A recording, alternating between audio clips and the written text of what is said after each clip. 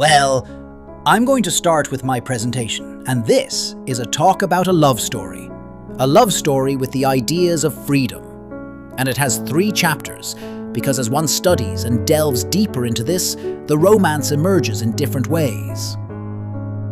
The first thing that made me fall in love with capitalism and freedom was basically that it's a machine for lifting people out of poverty, that it's the machine of prosperity, that it's the machine of well-being. But of course, when one advances in this idea, one encounters detractors who accuse the system of being unfair. So the second stage of the romance, when one begins to basically study whether the system is fair or not, and what one discovers is not only that it is fair, but that it is also the only system that is fair. And as if that were not enough, the third stage is an aesthetic stage, where one clearly begins to perceive the aesthetic superiority of capitalism. The first thing to understand is that the history of humanity, it's a story where poverty has always been the fundamental condition of humanity. That is, just over 200 years ago, 95% of the Earth's population lived below the extreme poverty line. That is, they lived on less than $1 a day. Then, capitalism arrived. And now, let's say, in a world with 7 times more people, because we've surpassed 7.25 billion inhabitants, the number of people below the extreme line today is less than 5%. The flip side of this is a phenomenal increase in productivity. If you look at history from the year 0 to the year 2000, per capita GDP multiplied by 12.9 times. However, in the years between 0 and 1800, it only grew by 40%, all concentrated just after the discovery of America. Until capitalism arrived, generating the Industrial Revolution, and from then on, GDP multiplied by more than 9 times. The other thing we perceive is a sharp acceleration of growth worldwide. Note that between 0 and 1800, the world grew at a rate of 0.02% in per capita terms. During the 19th century, growth accelerated almost 33-fold, jumping to 0.65. In the first 50 years of the 20th century, growth reached 1.06, in the second half, 2.1, and today, the world is growing at 3%. What does this mean? An explosion of growth, a phenomenal acceleration of growth. What's more, if you consider that the national accounts underestimate growth by almost 1.15, today the world would be growing at nearly 4.15% per capita. That means that over the course of 100 years, we will be multiplying per capita GDP by 60 times. That is, in 1 century, we will be achieving 4.6 times more than we have in the entire history of humanity. And what is that reflected in? In the rate at which per capita GDP doubles. Originally, it took 3,466 years. Then, in the 19th century, that number fell to almost 107, then to 65.74 in the first half of the 20th century. In the second, 33.35, and now 23.45. So, where is the logic in this? What sustains all this magic?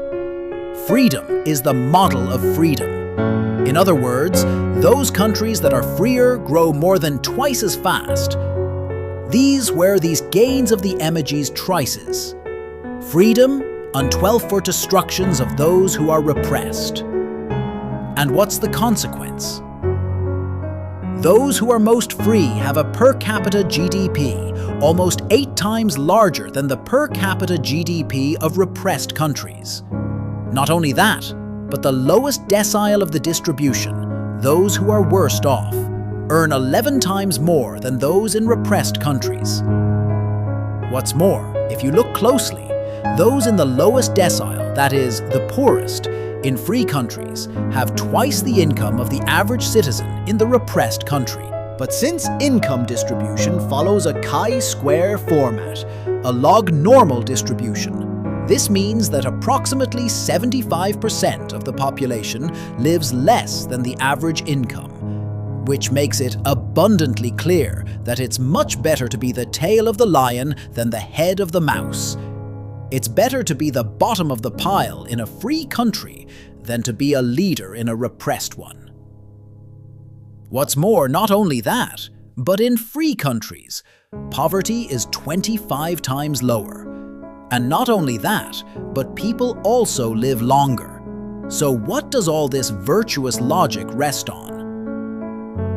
There are 5 institutions, the 5 institutions of capitalism, and these are combined, for example, with private property and free markets. That is, you can't make voluntary transactions if you don't own the goods you're trading. And, as a consequence, it's very important that there be no state intervention, because suppose you could nominally own something, but the state tells you how to use it, how to dispose of it, at what price. That would no longer be free, therefore, it's not a price. They wouldn't be fulfilling the function they should be fulfilling because they wouldn't make sense. So, private property is very important so that you are the ones who exchange what's at stake, and that you do so freely, because that will register a price, and that will be a signal that will be transmitted to the system, and the rest of the economic agents will coordinate around that price. And that's where the 3rd institution of capitalism comes in: competition. That is, there must be free entry and exit so that resources can be reallocated among those sectors where prices indicate scarcity and problems to be resolved. And as if all this weren't enough, 2 more institutions emerge. One has to do with the division of labor. Far from the straw man fallacy that accuses capitalism of wanting us all equal. No. Thank God we are all different, we are all unequal, and that allows each of us to specialize in what we are relatively better, something known as Ricardo's Law of Association. This allows each of us to specialize and forces us into what is the 5th institution of capitalism: social cooperation. You cannot be successful in capitalism without serving others with quality goods at a better price.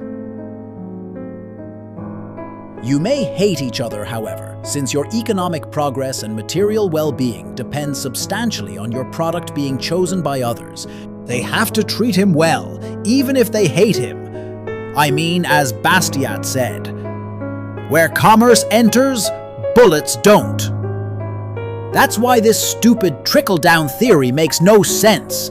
There's no trickle-down. I challenge anyone who wants to. Where does liberal literature talk about trickle-down? We never talk about this because Steve Jobs didn't get any trickle-downs, Bill Gates didn't get any trickle-downs, nor were they an IBM trickle-down. Those who earn money don't get any trickle-downs. Here, everything is based on social cooperation, and you can only succeed by satisfying the preferences of others. But then you come to me with the Nordics, because the socialism of the Nordics. Let's see what there is of the Nordics. For example, look at these guys, their position in doing business. Look how well the Nordics are doing in doing business. Look how well the Nordics are doing in economic freedom. Look where the Nordics are in terms of a deregulated labor market. And look where the Nordics are in respect for property rights. That is to say, I think the only thing left of socialism was high taxes, which, moreover, they began to lower substantially after they were eliminated in the late 1980s. In other words, they only have a name for socialism, because in reality they are more pro-market than people think. So, once one has this overwhelming empirical evidence, the problem of inequality appears. No, because capitalism is unequal. Let's see what all this lying nonsense is based on. First, the problem with socialists is that they start from a theory of value that's a stupid theory called the labor theory of value. It's like you to determine the price of something can add up the costs. It's like if someone wanted to produce wine in a society. Then you take the cost of the grapes, the cost of the bottle, the cost of the label, the cost of the cork, add a margin, and with that, you sell. Can you think of what I can do with a bottle of wine, of that great wine, in a teetotaling society? I imagine they're ramping up Vaseline production right now. Besides, it would be such a silly world that there wouldn't be bankruptcies. And I think there are bankruptcies. What's more, the exploitation theory that comes out of that is stupid because, look at this. If there's one thing that characterizes entrepreneur-driven technological progress, it's that it saves labor. How? Is it exploiting workers and using labor-saving technologies to reduce exploitation? Now we find that the theory of exploitation, then, at its core, entrepreneurs are social benefactors. I think I caught you in a contradiction. That's why economic theory moved toward the subjective theory of value, where prices are determined by preferences and scarcity, and from there, factor remuneration emerges. Factor remuneration is given by something called the value of the marginal product. In the case of the worker, it would be the value of the marginal product of labor. That is, wages, which are composed of two elements. Price, where preferences and scarcity come into play, meaning you can't do well without serving your neighbors with quality goods at a better price because otherwise there will be bankruptcies and the price will be zero. On the other hand, it also has to do with productivity. If you generate something that serves the market, that serves people, that improves their lives, and you're also productive, you're going to make a fortune. But that's fine, because you're going to be social benefactors. So, that helps us see what income distribution is all about. Ultimately, income distribution has to do with how you manage to serve others, how efficiently you solve society's problem, and the more productive you are at doing so, the better off you'll be. So, what about the justification of capitalism? You know what? That all exchanges are voluntary. Something that those who study the labor theory of value can't understand because things are valued according to the labor they perform. So what are they going to exchange? Nothing. I'm going to tell you the case of a partnership in which a little boy named Messi appears and plays soccer and breaks it. Of course, everyone wants to have Messi because they know that if they have Messi, they'll win everything. Now, what's the point? The point is that Messi, when everyone starts demanding him, what does he say? I want more money, to the point that I'd like to take 2 stadium receipts a month, which would mean doubling the price of tickets. The only ones who want to pay that are the Catalans, so Barcelona signs him. He's a pain in the ass, in other words. He ends up being a champion by a landslide. The people of Madrid are laughing their heads off in Madrid. It's quite a party. Now, when you look at the distribution of income, Messi is at the top. Then, the Barcelona directors and the Barcelona players. Then, all the Spaniards, except the Catalans. And finally, the Catalans. Could anyone say that's unfair? Everyone got what they wanted. But let's move on to another society. Suppose I get on a bus with my friend Christina, who holds strong social values and sits to my left. Suddenly, a man comes in with his pockets stuffed with money. This seems tremendously violent and unfair to her. Then, he takes out a baseball bat, puts it to her head and says, "Either you give me your money or I'll smash your head in." The man then graciously agrees to give her the money, and assuming she doesn't spend it on handbags, shoes, or hotels, deek, and things like that, it distributes it equally among those on the bus. The question is, could you say that society is more just? So, what we also have to see is that, over time, income distribution is improving. Look at what it was in the 1960s. In the 1980s, it was much less unequal. In the 2000s, much less unequal. The Gini coefficient has been falling dramatically. And look at what income distribution was in 2003 and 2011. In other words, over time, the world is becoming more egalitarian. Now we're faced with the situation of asserting outright that social justice is unjust. Why? First, let's understand the populist logic, which basically stems from the structure of income distribution.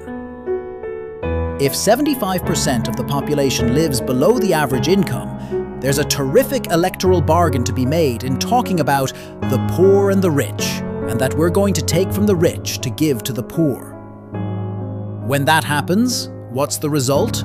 It pays off electorally, because you're talking to 75% of the population. But what you have to understand is that the pie isn't something that's fixed, but rather, based on distribution theory, you've already seen that it's a dynamic process generated in the market.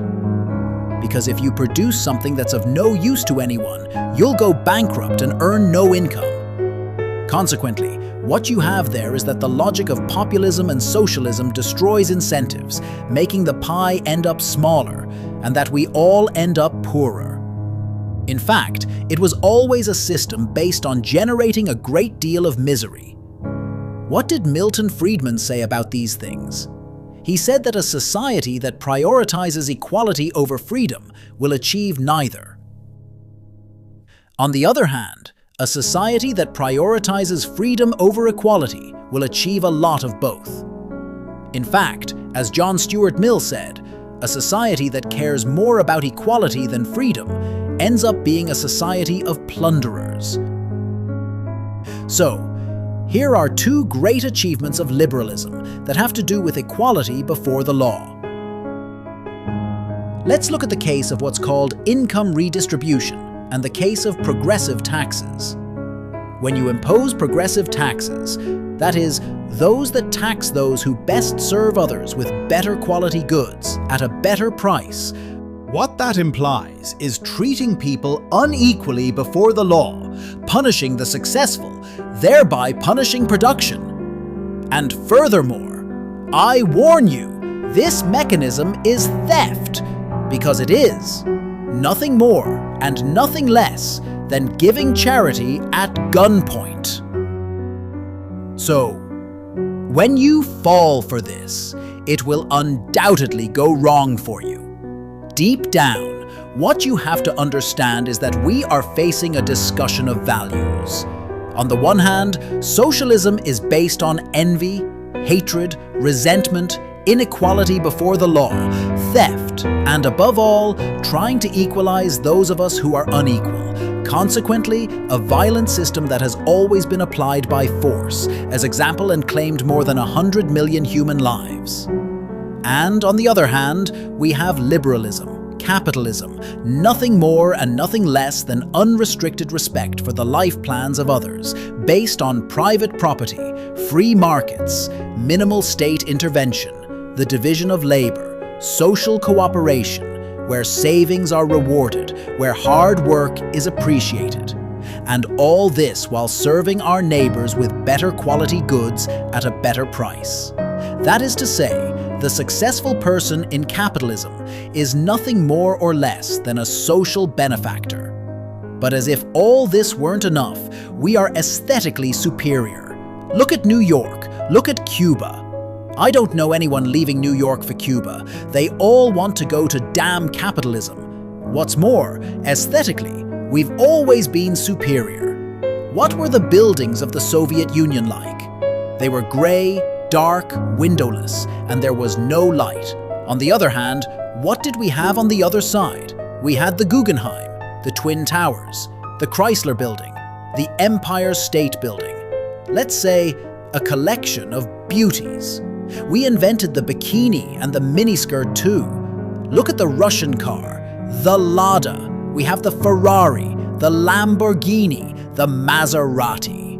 Basically, we're in a situation where we're not only superior in terms of productivity, not only have we lifted millions of people out of poverty, not only is it the only fair system, but we're also aesthetically superior. Thank you very much, and long live freedom. Damn it.